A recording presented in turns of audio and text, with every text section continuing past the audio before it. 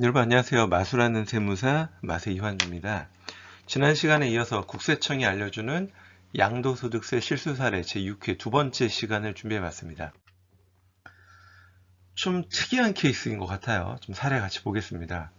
상속받은 건물을 양도하면서 취득가액을 상속세 결정가액으로 신고하지 않아 양도소득세를 추가 납부하게 된 사례입니다. 19년 1월에 돌아가신 아버님 피상속인이 건물을 취득했고요. 10억에 19년 4월에 피상속인이 사망을 합니다. 그러니까 사망일 전후 6개월 내에 취득가액인 10억 원이 존재를 하는 상황이에요. 이 상황에서 19년 10월 상속세 신고를 아버님의 취득가액인 10억 원으로 신고를 합니다.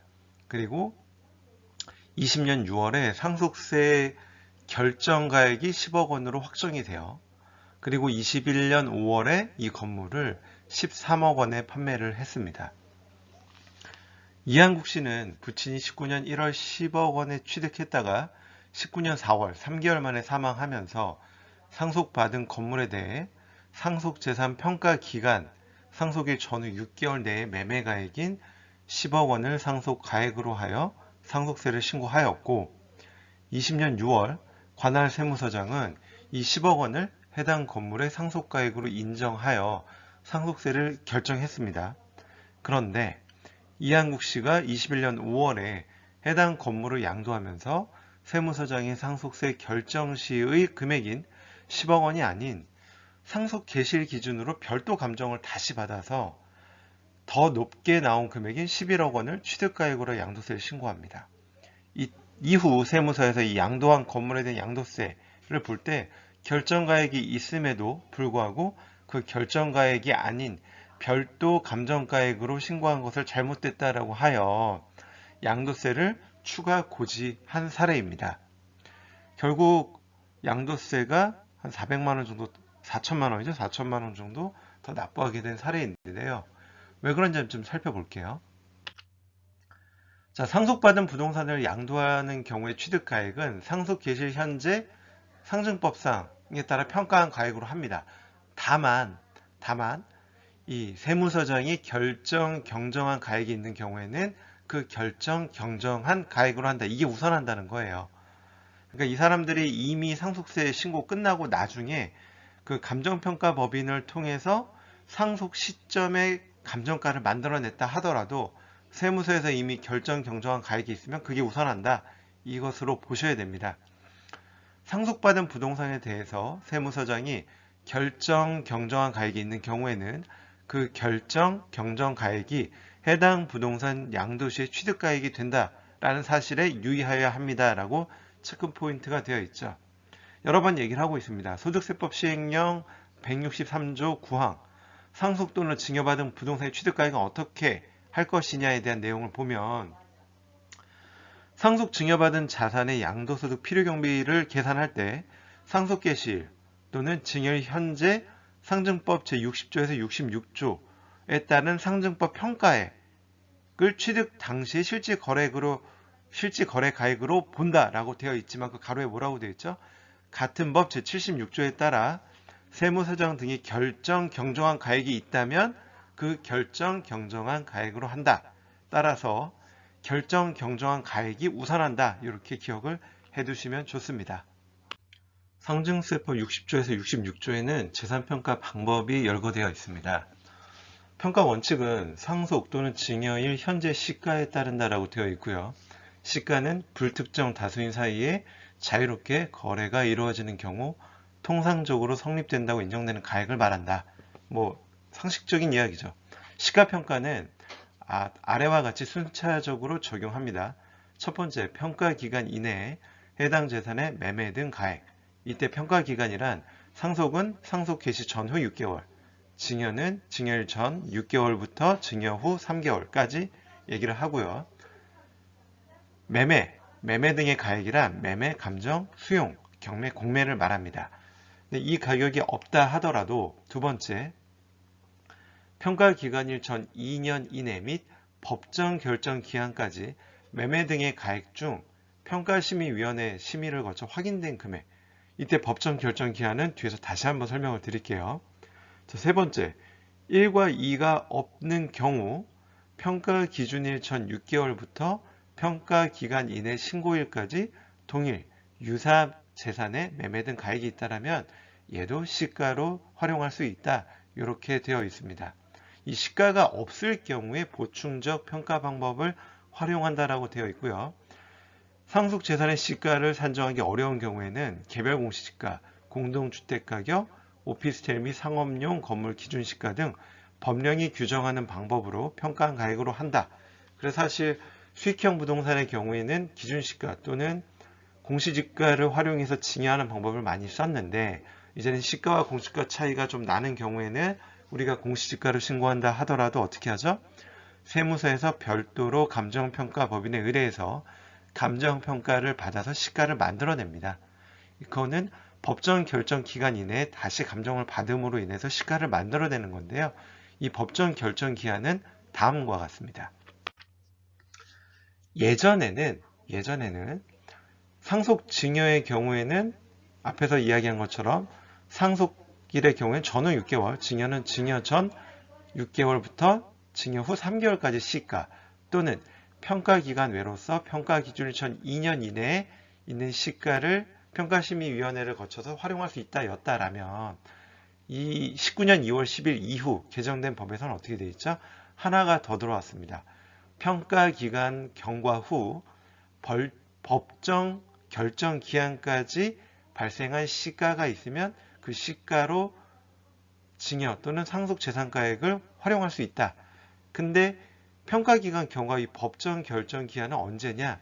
우리 평가일은 상속은 전후 6개월, 증여는 전 6개월부터 증여일 후 3개월까지라고 되어 있죠. 앞에 예외 1은 원래부터 있던 내용이고 예외 2가 뭐냐면 그 신고 기한 이후 법정 결정 기한까지인데요. 상속은 이 신고 기한 마감일로부터 9개월, 증여는 신고 기한으로부터 6개월 이내에 감정을 받으면 감정가액을 평가심의위원회를 열어서 시가로 쓸 수 있다는 거예요. 그게 우리가 수익형 부동산을 이 평가 기준일 내 가격 또는 이게 없어서 보충적 평가 방법인 기준시가로 신고했다 하더라도 세무서에서 신고된 내역을 검토하는 과정에서 시가와 공시지가 차이가 많이 난다. 그러면 이 법정 결정 기한 내에 감정평가법인에 의뢰해서 시가를 만들어낼 수 있다는 거죠. 그리고 우리가 돈을 들여서 받은 감정가액보다는 훨씬 높은 가격을 받을 거예요. 왜냐하면 그쪽도 돈을 투입한 거니까. 그래서 이런 수익형 부동산의 경우에는 이제는 납세자가 스스로 감정을 받는 게 가격을 조금이라도 재산가액을 낮출 수 있는 방법이다라고 말씀을 많이 드리고 있습니다. 자, 그 다음 사례입니다. 주택이 수용된 후 5년이 지나서 잔존 부수 토지를 양도하는 경우 이 잔존 부수 토지는 1세대 주택 비과세가 적용되지 않는다라는 주제인데요. 일단 사례를 좀 살펴보면 2010년 6월 A주택을 5억 원에 취득을 합니다. 그리고 17년 8월 사업 인정 고시가 나고 18년 8월 주택 및 부수 토지 일부만 수용이 되네요. 6억에 수용이 되고 24년 4월에 이 수용되지 않은 잔존 부수 토지를 추가적으로 양도를 합니다. 한사랑 씨는 보유하던 주택과 부수 토지 일부가 공익사업에 수용되어 잔존 부수 토지만 보유하다 24년 4월 해당 잔존 부수 토지를 양도했습니다. 한사랑 씨는 수용 당시 주택과 부수 토지가 1세대 주택 비과세 대상이어서 잔존 부수 토지에 대해서도 비과세로 신고하였으나 주택 등이 수용된 날로부터 5년이 지나 해당 잔존 부수 토지를 양도한 관계로 비과세를 적용받지 못했다라는 케이스입니다. 사업인정 고시일 전에 취득한 1세대 1주택인 경우로서 주택과 그 부수 토지의 전부 또는 일부가 수용됐다라면 그 수용일로부터 몇 년? 5년 이내에 양도하는 잔존 주택 및 부수 토지는 비과세 적용이 가능하지만 이분은 수용일로부터 5년이 지나서 양도했기 때문에 비과세를 받을 수 없다라는 거죠. 자, 주택 및 부수 토지의 전부 또는 일부가 수용된 경우로서 그 수용일로부터 몇 년? 5년 이내에 양도하는 잔존주택 및 부수토지에 대한 비과세는 사업 인정 고시일 전에 취득한 주택 및 그 부수토지에 대해서만 적용된다라는 것도 추가적으로 기억해 주세요라고 되어 있습니다. 이 내용은 소득세법 시행령 154조 1항에 나와 있습니다. 1세대 주택 범위에 다만 1세대가 양도일 현재 국내 1주택을 보유하고 있는 경우로서 제1호부터 3호까지 어느 하나에 해당된다면 그 보유기간 및 거주기간에 제한을 받지 않고 비과세를 적용해 준다라는 건데, 여기에 보면 2호의 내용이 있습니다. 다음 항목의 어느 하나에 해당되는 경우 이 경우 과목에 있어서는 그 양도일 또는 수용일로부터 5년 이내 양도하는 잔존주택 및 부수토지를 포함하는 것으로 합니다 라고 되어 있습니다. 이때 이 가는 공익사업으로 협의매수 수용 및 그 법률에 따라 수용되는 경우라고 되어 있죠. 자, 1세대 주택 비과세 해당 주택 중 일부가 수용된 경우 잔여 토지와 주택의 양도세 비과세에 대한 해석 사례입니다. 똑같은 내용이죠. 그 수용일로부터 5년 이내 양도하는 잔존 토지와 잔존 주택에 대해서는 비과세 적용이 가능하다. 그리고 12년도에 나왔던 사례도 한번 볼까요? 주택 부수 토지가 먼저 수용되는 경우 양도세 비과세는 어떻게 됩니까? 라는 내용인데요. 거주자가 보유한 주택 및 그 부수 토지가 공익 목적으로 수용되는 경우 주택보다 그 부수 토지가 먼저 되는 경우에도 수용 당시 해당 주택의 보유기간이 3년 이상인 경우 해당 주택 및 그 부수 토지에 대해서는 비과세, 소득세법 시행령 154조 1항의 규정을 적용받을 수 있습니다. 이제 현행은 2년이니까 2년 이상 주택을 보유한 경우겠죠.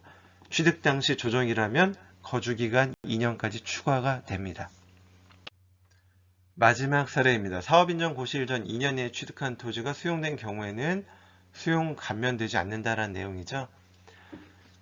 자, 21년 8월 토지를 취득을 했고 22년 1월에 사업인정 고시가 납니다. 그리고 24년 8월에 토지가 수용되어 18억 원의 현금 보상을 받게 되었죠.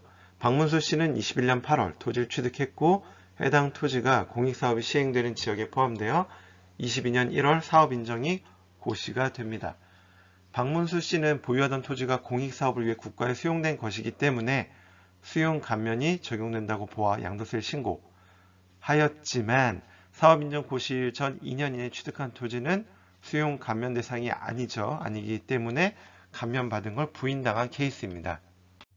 일반적으로 사업인정 고시일로부터 소급하여 2년 이전에 취득한 토지 등이 공익사업으로 인하여 수용된다면 그 보상 방법에 따라 양도소득 금액의 10에서 40%까지 감면을 해줍니다. 현금으로 받냐 채권으로 받냐 뭐 이런 차이가 있긴 하죠. 이때 박문수 씨는 사업인정 고시가 있은 날로부터 소급하여 2년 이내에 해당 토지를 취득했기 때문에 안타깝게도 감면을 받을 수 없는 케이스입니다.